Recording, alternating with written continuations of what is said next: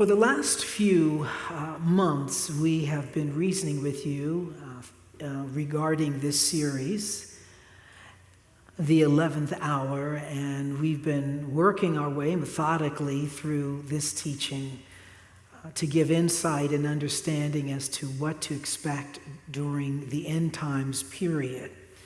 And if you remember last week, in part 11, we began discussing the millennium period, and we entitled that 1,000 Years of Peace. And today, we're going to move the ball just a little further down the field. And as we look at part 12 today, we're going to teach from the subject, 1,000 Years of Peace, the Final Act. 1,000 Years of Peace, the Final Act. We're moving towards the finish line in this series. Today we're talking about 1,000 Years of Peace, the Final Act. The story is told of a man who got saved and finally made it into the millennium. He had gotten saved during the tribulation and he made it into the millennium period. And when he got into the millennium period, he couldn't believe his eyes.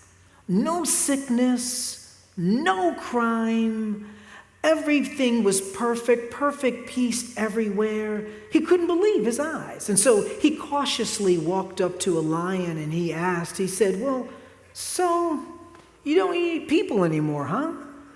To which the lion stretched and yawned, and he said, "Nope, I'm on a plant-based diet now." And the man smiled and said, "Wow, this millennium stuff is awesome. And then the lion then turned around with a sly smile and said, "But I gotta admit that I do fall off the wagon every now and then." Just goes to show you that while the millennium will be a period of peace and positive transformation, it won't necessarily be a period of perfection. And this teaching speaks to us today about this same subject, the subject of the millennium. And if you remember from last week, we defined the millennium as follows. Remember, last week, we defined millennium as a 1,000-year period of prevailing peace and righteousness on earth under the physical rule of Christ. It is a 1,000-year period of prevailing peace and righteousness on earth under the physical realm rulership of Christ. And you remember that the millennium period comes after the tribulation period, which ends with the Battle of Armageddon. And then after the Battle of Armageddon, we go into the millennium period. We learned that last week. But in other words, the millennium is a 1,000-year reign of Christ on earth. And in an attempt to crystallize this period, last week we learned 4 of the 7 characteristics of the millennium period which make it the millennium, which, if you remember, was as follows. Last week we learned characteristic number 1 was that the earth would be free of Satan, and we talked about what that would look like. Then we went to characteristic number 2, which means that Jesus Christ will reign over all the earth. And we talked about a physical reigning of Christ from Jerusalem. And then the third characteristic we discussed was that the church will reign with Christ on the earth. And so the church, the ecclesia, the called out ones, have position with Christ as he rules the earth. And then remember, the fourth characteristic of the millennium is that the Israel will be completely regathered and will recognize Jesus as its king, because remember, during the tribulation, that was the moment where the light bulb came on, and when they finally recognized as a group that Jesus is their Messiah. And this brings us to the 5th of the 7 characteristics that make up the millennium, which is this. 5th characteristic of the millennium: the earth will be restored to near perfection. The earth will be restored to near perfection. In other words, the millennium will be a time of tremendous environmental transformation. And to begin with, you have to remember that since the Garden of Eden, of Eden and the rebellion act of Adam and Eve, the earth has been under a curse. You can read about that in Genesis 3. But since the rebellious act of Adam and Eve, the earth has been under a curse, which has ramified into it being a very flawed, decaying, and rotting organism, replete with natural disasters like hurricanes and tornadoes and tsunamis and earthquakes and volcanoes. And so all of the weather, the disastrous weather that we get today is a product of the earth being under the curse that happened as a result of the fall of Adam and Eve in the garden. But go with me to Romans chapter 8, verse 22. I want to show you this. Romans chapter 8, verse 22, where you can see this, Romans 8, 22. And when you get there, you'll notice Paul, this whole chapter has a lot to do with depravity, the depravity of man, the sinfulness of man. And notice what he says in verse 22. He says, "For we know that the whole creation groans and labors with birth pangs until now." Together until now. So the groaning of the whole creation and its labor pangs is a result of the earth being under this curse that happened, in Genesis due to original sin. And this groaning of creation and its labor pangs has been expressing itself in the form of things ever since the fall of Adam and Eve. This groaning of creation has been expressing itself in the form of hurricanes and tornadoes and earthquakes and other natural disasters. Those, according to Genesis, are a product of the curse that the earth is under because of original sin. But during the millennium, all of the earth will be restored to its intended paradisical order. In other words, it will be rolled back to its Garden of Eden-like state. So during the millennium period, we will then see those people who will be on the earth. Those people who are on the earth, we will see the earth rolled back to what the Garden of Eden was before the fall. And that's what we're talking about when we say it becomes near to perfection. Go with me to Romans chapter 8, verses 20 through 21. I'm going to show you this. That's the same text that we've been in, Romans chapter 8, verses 20 through 21. Notice what Paul writes. He says, "For the creation was subjected to futility, not willingly, but because of him who subjected it, in hope." Now, notice verse 21. "Because the creation itself also will be delivered," notice that, "from bondage, from the bondage of corruption into the glorious liberty of the children of God." When it says that it will be delivered from its bondage, it's talking about during the millennium. So now notice how Paul, in speaking of the earth, says it will be delivered from its bondage of decay and brought into the glorious freedom of the children of God. This is a reference to what will happen during the millennial period. That the earth will be liberated from its bondage of decay, which was a result of it being cursed. Now, let's examine what this restored earth will look like during this period. Because now, with the earth being restored, you're not going to see hurricanes, and you're not going to see tornadoes, and you're not going to see earthquakes, and you're not going to see tsunamis and volcanoes, all of that, because during the millennium, the earth will be restored. Are you getting this? But now let's look at this. Go with me to Isaiah chapter 35, verse 1. I explained to you that Isaiah is the man when it comes to talking about and teaching us about the millennium. Isaiah chapter 35, verse number 1. Notice what the text says. Isaiah, he's referencing the millennium. He says, "The wilderness and the wasteland shall be glad for them, and the desert shall rejoice and blossom as the rose." So in making a reference to the millennium, Isaiah says that the desert will blossom and bloom and will become productive, which is the very opposite of what our deserts are like today. Think about the average desert. It is hot, it is dry, it is arid, and next to nothing grows in there because of its arid, desiccated condition.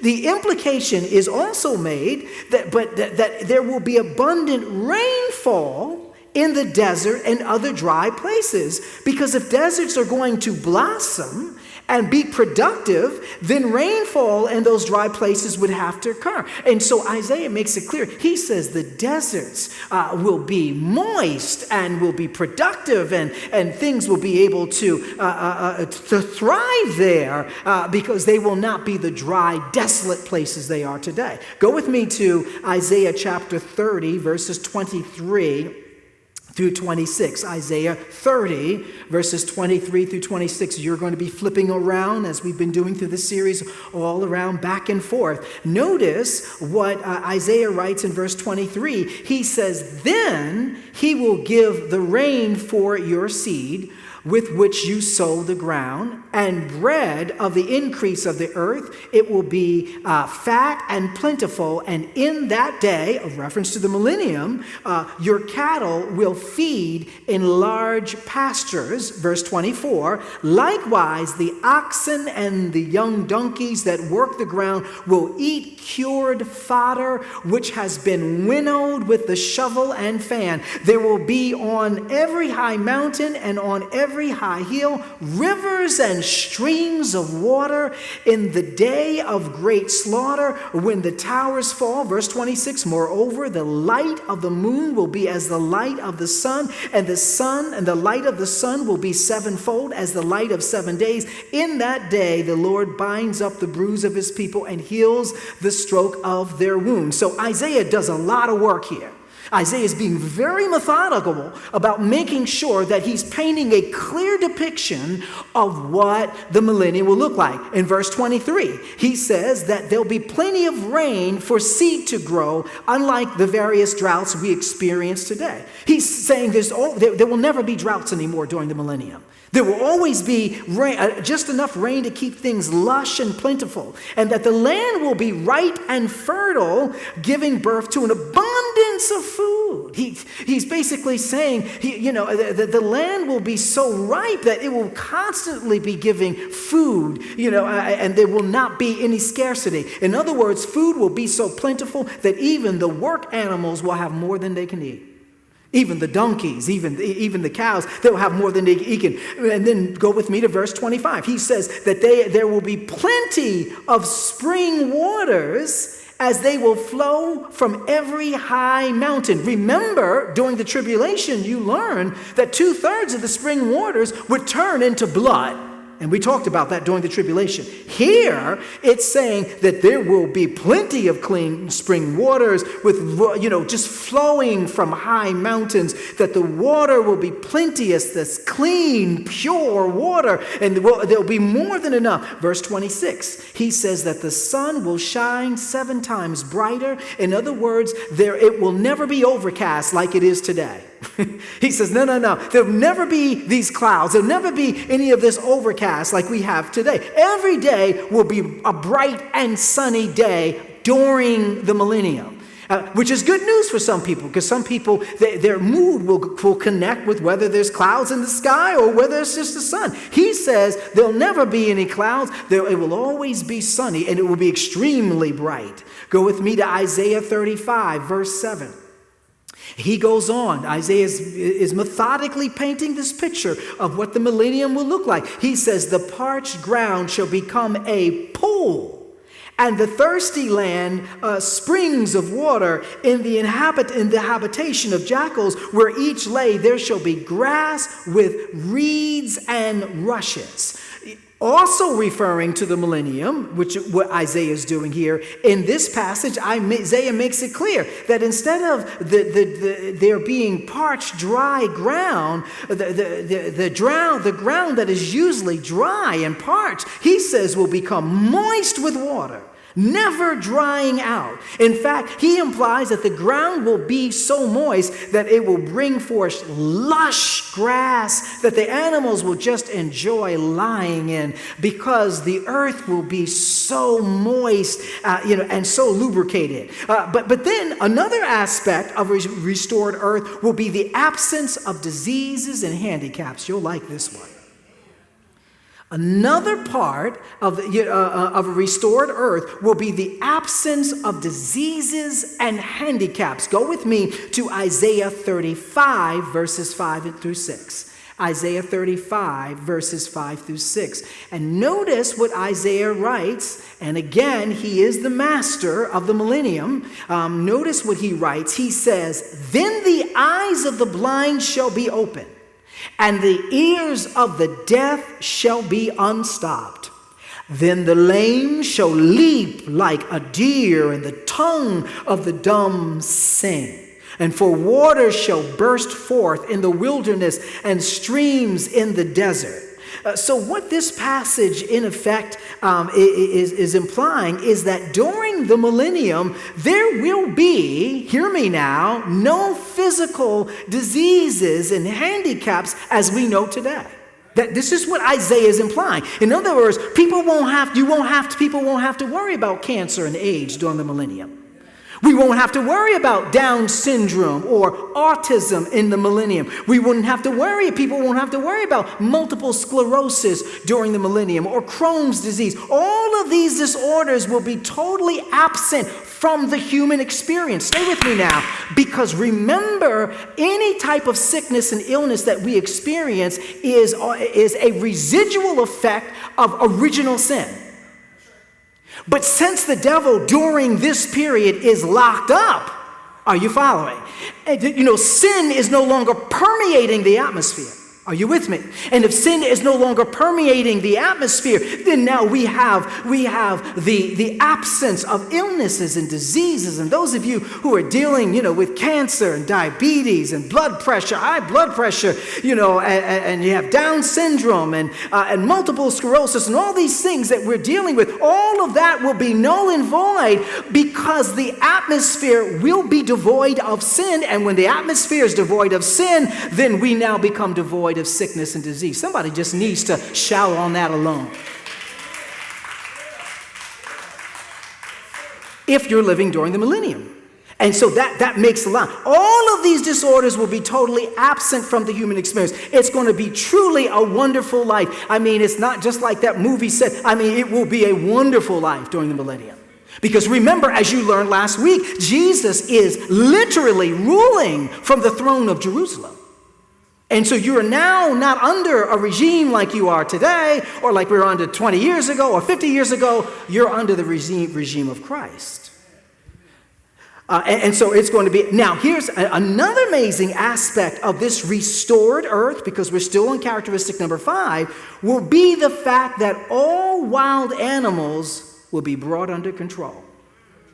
All wild animals will be brought under control. In other words, the ferocious predatory instincts of animals will cease to be. Go with me, if you will, to Isaiah chapter 65, verse 25. Isaiah chapter 65, verse 25.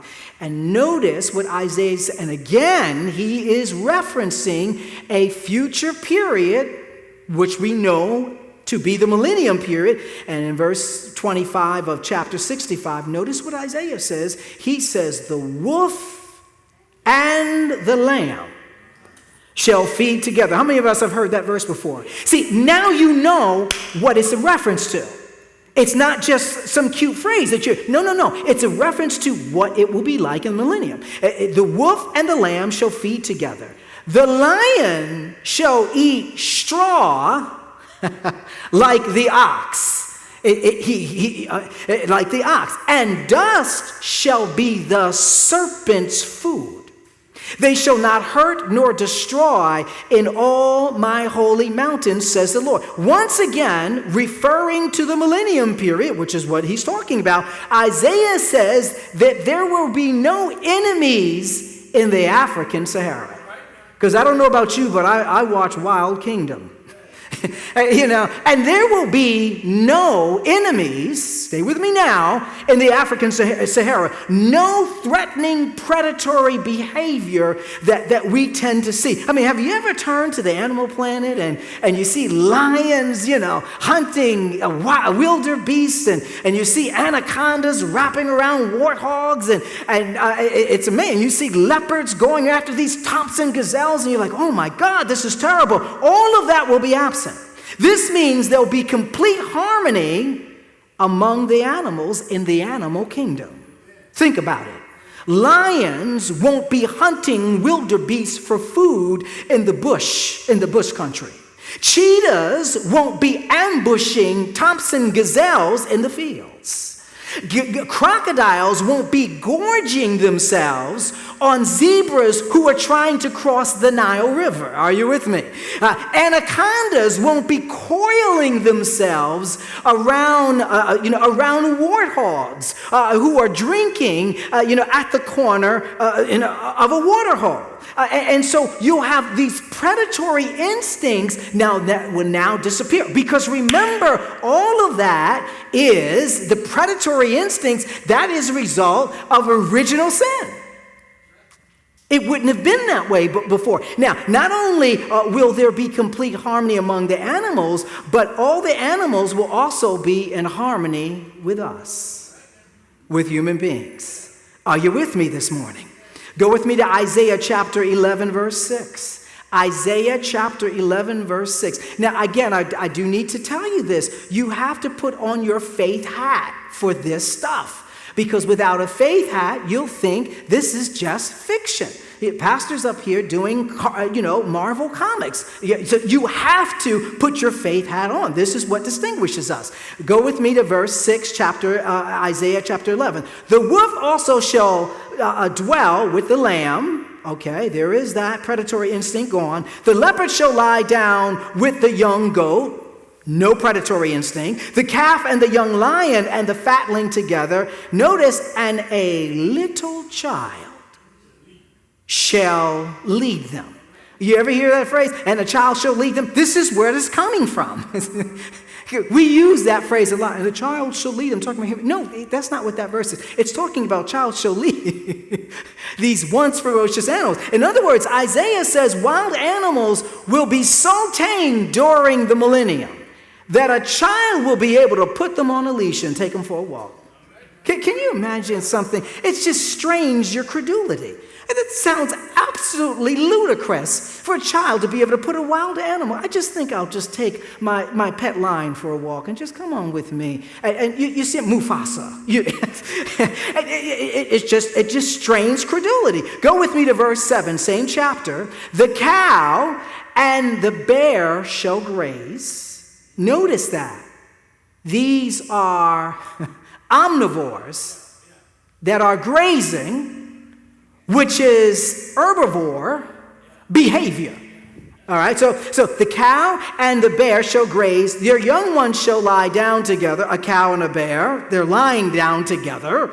And the lion shall eat straw like the ox. And once again, we get this picture of harmonic relations, between these animals. Cows and bears grazing together? No, bears will, if they get hungry enough, they'll graze on a cow. Lions being so tame that they're eating straw like an ox? The insinuation being that animals who have historically been omnivores, meat eaters, will, like bears and lions, will become herbivores, vegetarians, thereby enabling them to peacefully eat vegetation right next to one another, right next to the very animals that they used to hunt. Are you with me? Are you getting this? And it's amazing that this would happen. And look at another example of this, of their harmonic relations with humans. Go with me to verse 8. And this is just this stranger credulity. All of this is beyond the pale. You have to be saved to believe this stuff. Verse 8, the nursing child shall play by the cobra's hole, and the weaned child shall put his hand in the viper's den. Can you imagine that happening? Can you imagine, a nursing child, we're talking an infant, playing by a cobra's hole. And then a weaned child putting his hands in a viper's den. Can you imagine that? Many years ago, I had this pond in the back of my house in Virginia Beach, and I remember I was trying to straighten up the rocks, so that the rocks would all look nice around the pond. I remember picking up a rock, and then out came a cottonmouth snake. I mean, he was ready for me. Of course, I dropped the rock and ran like a girl. I just ran like a girl. And I looked around to see if any of my neighbors saw me.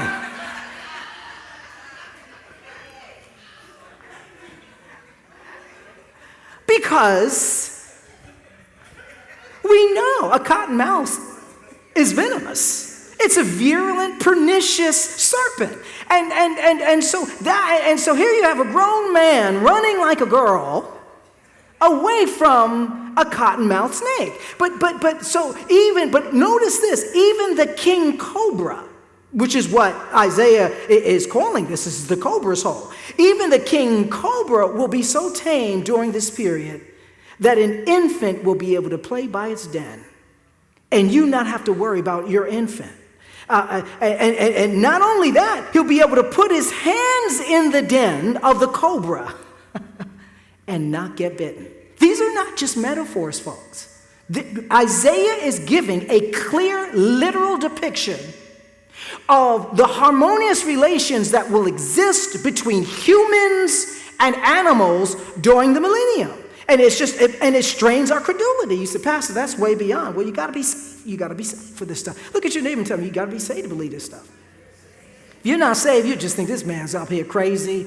He's just talking all kinds of madness. But you got to be saved. Now, if a venomous serpent, the Bible's most virulent, pernicious animal who helped to birth sin can become literally benign and innocuous, you know that you're living in paradise. You know that you're living in a utopia, which is what the millennium is. It is a paradise. It is utopia. Now, I realize that all of this sounds totally outrageous and reaches far beyond our sense of credulity, but this is one of the things that makes us believers, that no matter how outlandish and outrageous some of the things in the Word of God may sound, if it's in His Word by faith, a believer says, I choose to believe it. Are you with me? Sixth characteristic of the millennium. The conditions of life on earth will be heavenly. The conditions of life on earth will be heavenly. In other words, during the millennium, the earth will be as close to heaven as possible without it actually being heaven. In other words, its climate and its ethos will be very similar to heaven. So that people who are living during the millennium just say, well, this will work. I don't have to sing when we all get to heaven. What a day of rejoicing it'll be. This will work. This is good. But the climate and the ethos will be so similar to heaven. Go with me to Isaiah chapter 65, verse 19. Isaiah 65, verse 19. Notice what Isaiah writes. He says, I will rejoice in Jerusalem and joy in my people. The voice of weeping shall no longer be heard in her, nor the voice of crying. So much like heaven, Isaiah says that during the millennium, weeping and crying will be non-existent. And so you say, well, Pastor, that's what John wrote about the New Jerusalem, about what heaven would be like in Revelation 21:4. It says where there'll be no more tears and no more crying and no more all of that. But here, you seeing Isaiah is saying it will be like that during the millennium. There'll be no weeping and crying. It'll be non-existent. During this 1,000 years of peace, no one will be able to feel bad enough to cause them to weep or cry. Some of the things that upset us and that just make us cry and just make us depressed, that will be non-existent. In other words, there will be nothing in the atmosphere, neither pain nor heartache nor grief, to cause anyone to cry for any reason, because it will be very heaven-like. And that's just like what we read about heaven in Revelation 21. There shall be no more tears and no more death and no more sorrow. No one will be bad enough to say or do anything that would cause someone to be emotionally hurt or, resulting in crying. And you say, well, how is that possible? Remember, the only people who are populating, what you've learned so far, the earth during the millennium are believers. They're the only people. And so what you're dealing with are other believers. Yes, they'll have flaws. Yes, they'll have that. But they won't be to a point where they are lashing out and emotionally hurting other people. And so your mental state, your mindset will be a lot better, because you're not dealing with the same toxic venom that we get from people today. Are you with me? And I don't know about you, but some of the venom people spew today is enough.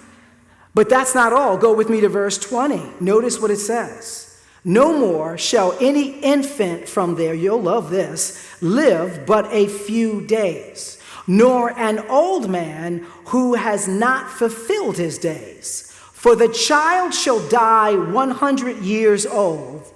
But notice, the child shall die. Somebody needs to get that. 100 years old. But the sinner, being 100 years old, shall be accursed. It's talking about, when it says sinner, it's not talking about unsaved person. It's talking about a believer who's kind of constantly sinning. So Isaiah says, not only that, but in the millennium, babies won't die. It's one of the most disturbing things that happens in life. When, a parent, they have a baby, and 3 years in, the baby gets sick and they end up dying, and it's just, and people really are never the same after horrible things. But in the millennium, what Isaiah is saying is babies don't die. There will be no crib deaths.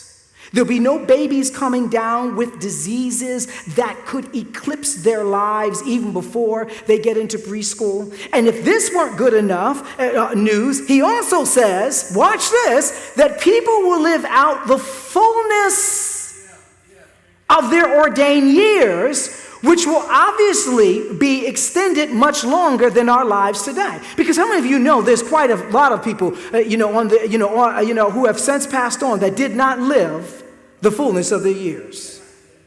Not everybody that goes home, you can say, that was the will. No, you cannot say that. There are a whole lot of people who left this earth before they should have, before their ordained years. What Isaiah is saying is that people will live out the fullness of their ordained years. In other words, people during the millennium will not die before their time. There's not going to be a drunk driver that hits them and all of a sudden they're gone. They're not going to be sitting in a restaurant that all of a sudden gets shot up and they're going. None of that. Isaiah says everybody will live out all of their preordained years. In fact, the implication is made that people will live so long during this period that if they died at age 100, they'd still be considered a young person. Y'all not going to pray with me this morning. Are you with me? That's what Isaiah said. He says people will live so long that if they died at age 100, they still be considered a young person, a teenager. Are you with me? Now let's all look at Sister Kent Moore. You see that? Sister Kent Moore is a teenager before her time, amen? Because she's 100. And the only reason someone will die, this is what Isaiah is saying during the millennium. The only reason someone will die at 100 is because they've been cursed by God, which of course would be if they constantly rebelled against God as a believer. So he's basically implying that people will live way past 100. You go home at 100, you're just a child. Then go with me to verse 22, in which we read, notice what it says, verse 22. No longer will they build houses and others live in them, or plant and others eat them. For as the days of a tree, so will be the days of my people, my chosen ones, who will enjoy the work of their hands. In other words, Isaiah is basically saying that during the millennium, everyone will be satisfied and content with their life. He's basically saying there will be no inequities. You ever get frustrated about all the inequities? Notice the word that he says. I want to read that again so that you guys can really get what Isaiah is saying. He's saying no longer will they build house and others live in them. That's inequity. Or plant, or plant and others eat them. That's unfairness. That's inequity. For as the days of the tree, so their days will be as my chosen people. So Isaiah is basically saying during the millennium, nobody will feel slighted. No one will be cheated. There will not be inequity. There will not be this imbalance of power, whether it's wealth or economic. He's saying all of these things that are unfair that we go through today. I mean, have you ever worked hard for something in life and it just never came? Are you, raise your hand if you, I'm raising. Have you ever worked, and you say, well, that's not fair. That's not fair. I did this, and it still didn't happen. This is what Isaiah is saying. Isaiah was saying that the millennium, this will be absent. There'll be no inequities. In other words, whatever you work for, you get. Whatever you work to make happen, happens. You will be satisfied. No one will be working hard and not see the fruits of their labors. No one will not reap the benefits of the work they put forth. No one will be oppressed and disenfranchised, whether socially or economically. In short, everyone during the millennium will be happy. You won't have to say, don't worry, be happy. You don't have to tell me to worry because I won't be worrying. I'm just going to be happy. Then go with me to verse 23. Notice what Isaiah, he goes on. He says, they will not labor in vain, nor will they bear children doomed to misfortune. There's that theme again. For they will be a people blessed by the Lord, they and their descendants with them. In other words, children will never be born with a sentence to die because of some disease that they would come down with. But then look at what Isaiah says people's relationships with God will be like. This will blow your mind. This is what he says that during the millennium, what people's relationship with God will be like. Look at verse 24. He says, before they, meaning believers, will call, I will answer. I think I need to put that on rewind. He writes, before they, meaning believers during the millennium, call, I, meaning God, will answer. While they are still speaking, I will what? Hear. Now, you know that's some kind of relationship. So with respect to our relationship with God, he will be so close to us that before we even ask something, he will have answered it. Are you with me? Have you ever gone back to God with the same issue over and over again? Now, God, I really need you on this, and I really need you on that. And you're beating around the bush, and you're constantly going back. Well, Isaiah says, listen, the relationship will be so close between believers and God that before we even ask the question, God has already given the answer. But before you even get it out of your mouth, God has already made the answer clear to you. He will have answered us. In other words, every thought we entertain will be tended to by God. Every thought. Think about it. That before we sing, I need thee, he will have already given us what we need.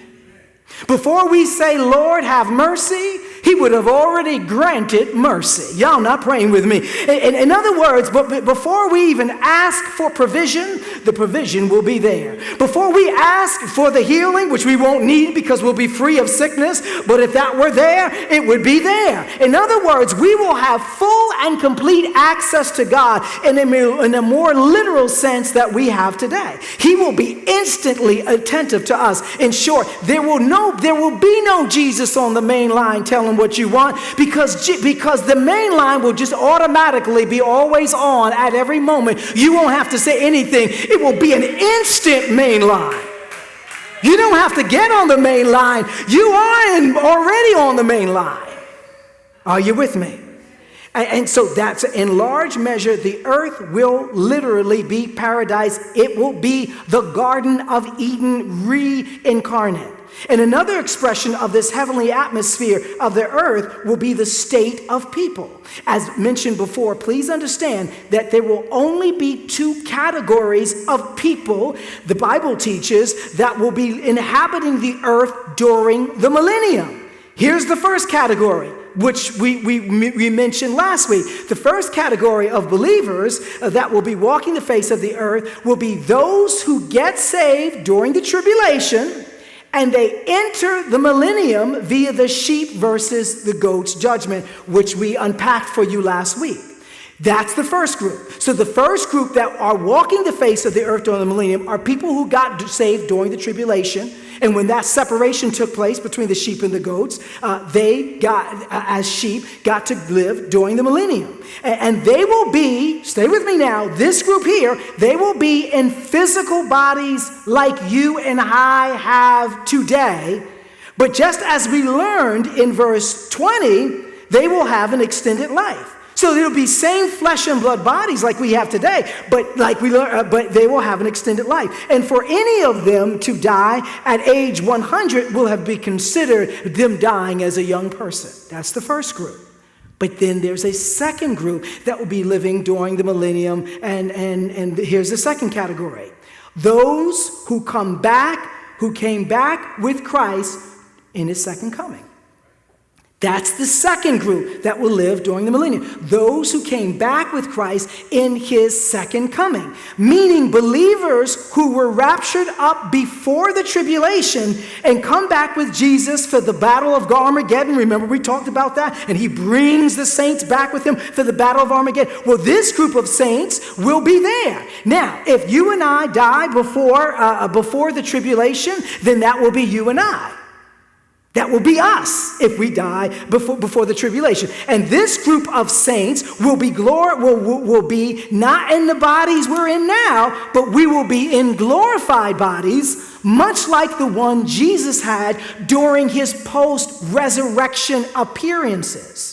So just as in heaven, this group, their existence during the millennium will be perpetual. And we'll be able to do, if we die before the tribulation, if we get raptured up rather before the tribulation, we'll be able to do things like Jesus did, like walking through walls and fading in and out. And that's the second group. So the first group, that's the people who get saved during the tribulation.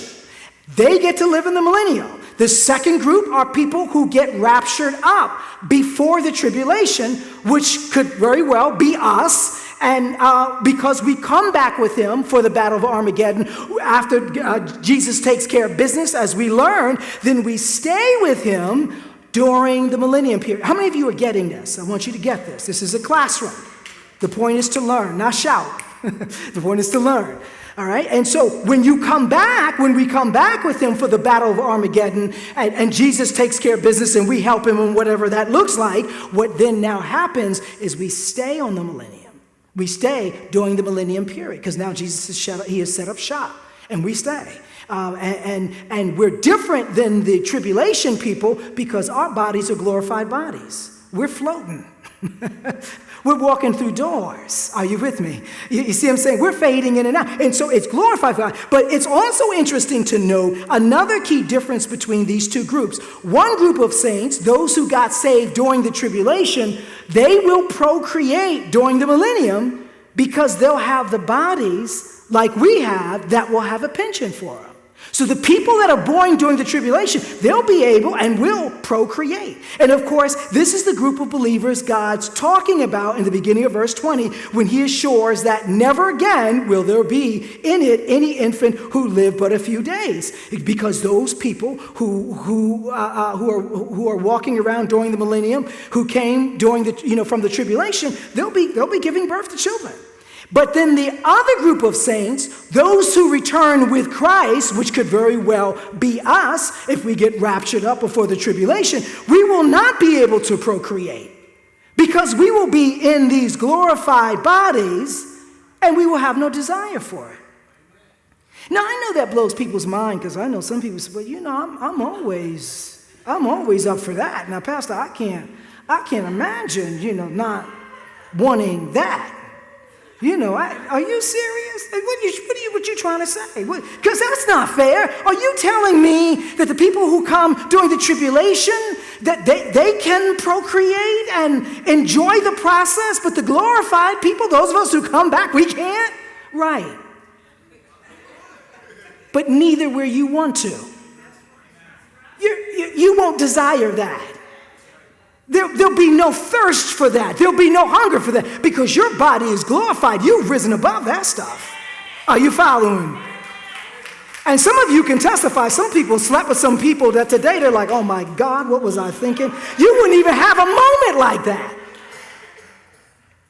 because you will be in a glorified body. There'll be no need for that. Which is why it won't exist in heaven. Both groups, however, will have an incredible kind of existence that only reflects the heavenly atmosphere in which they live. It will be a form of, it won't be heaven, but it will be a form, something akin to heaven on earth. Lastly, here's the seventh characteristic of the millennium, and that's that.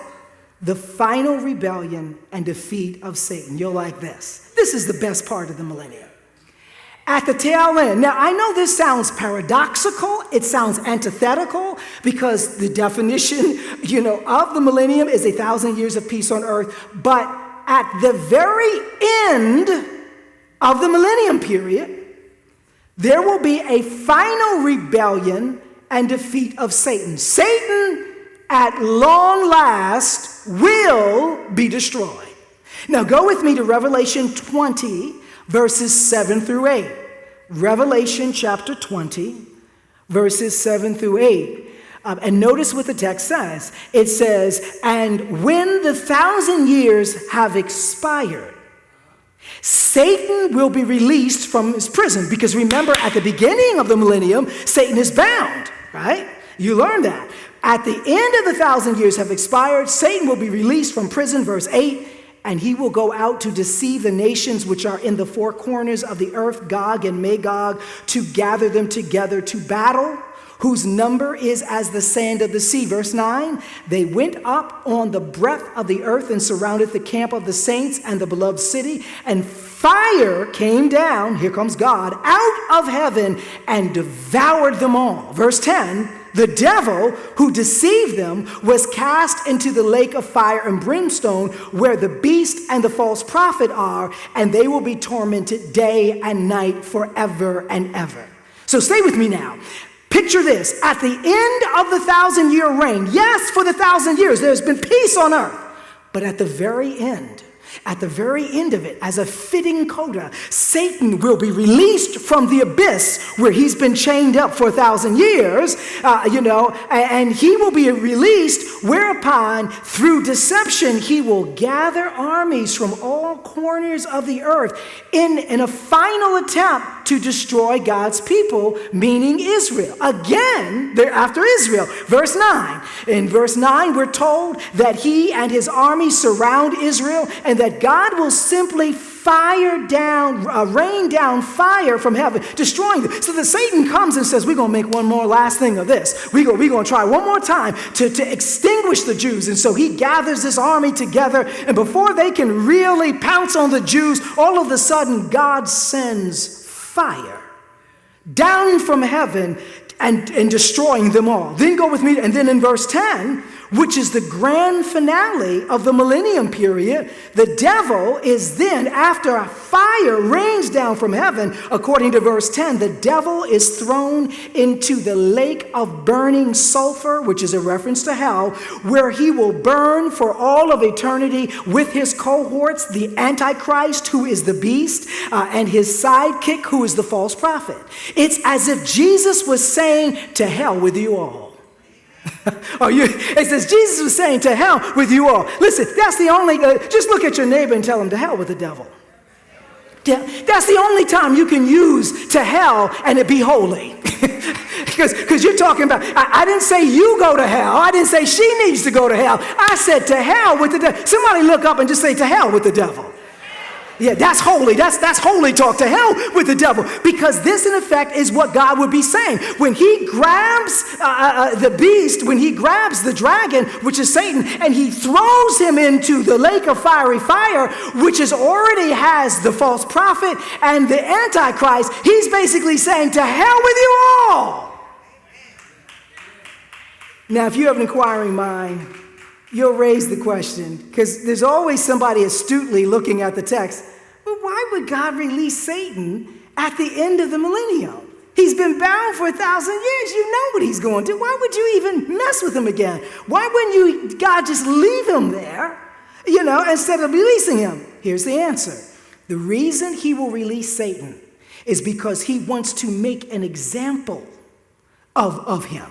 He will release Satan to demonstrate to the world that evil and rebelliousness will no longer be tolerated. He wants to make a show out of it, to make it clear to the entire world that I have had enough of his schemes, of his machinations. I've had enough of his devices, and I'm going to make a show out of this and make an example out of it so the whole world will know that when I say enough is enough, it will be enough. And so he will then end Satan's life, or end Satan in a dramatic way. Because keep in mind that there will be people born during the millennium by believers with physical bodies, which we referenced before, that will choose not to get saved. Okay? That will be there. I know I already said, yeah, but it's always just saved people. Yes, but there will be people born during the millennium from the people from the tribulation who will choose not to be saved. And they will rebel against God. And these non-believers will make up the armies that will come against Israel for this last time that the devil rounds up. Therefore, God will allow them the opportunity to express their rebellion through their actions by saying to them, listen, if you want to act like the devil, that's fine. Then I will give you the devil and you will follow him straight to hell. So Satan is released for the purpose of making an example of him and creating a stage situation where the whole world can see God defeat Satan for one last time. Then in verses 9 and 10, we're told that God in effect says, enough is enough. And he then rains fire down from heaven, killing all the armies that are opposing Israel in one fell swoop. And then at the end, as a fitting coda, as the denouement of this production, God throws him into the fiery lake of sulfur, where he is now staying there for all of eternity. And this will be the complete and final end of the devil and all of his machinations, never to be seen or heard from again. Every lie, every machination, every scheme, everything that the devil has ever done to you, me, your mother, your brother, your children, your grandchildren, all of the stuff that we're dealing with will never take place again, because God will have cast him into the lake of burning sulfur, where he will be tormented forever and ever and ever and ever. In other words, the devil does have an end. So we've learned some things today. We've learned that the last 7 characteristics of, the last of the 4 characteristics of the millennium are as follows. The 5th characteristic we learned is that the earth will be restored to near perfection. And then the 6th characteristic we've learned is that the conditions of life on earth will be heavenly. And then the seventh characteristic we've learned is that the final rebellion and defeat of Satan will then be the end. And then next week, we'll examine the very last event after the millennium, but before the start of eternity. And that very last event that starts right before eternity begins is something called the Great White Throne Judgment. Let's pray. Lord, we thank you and we praise you, God, for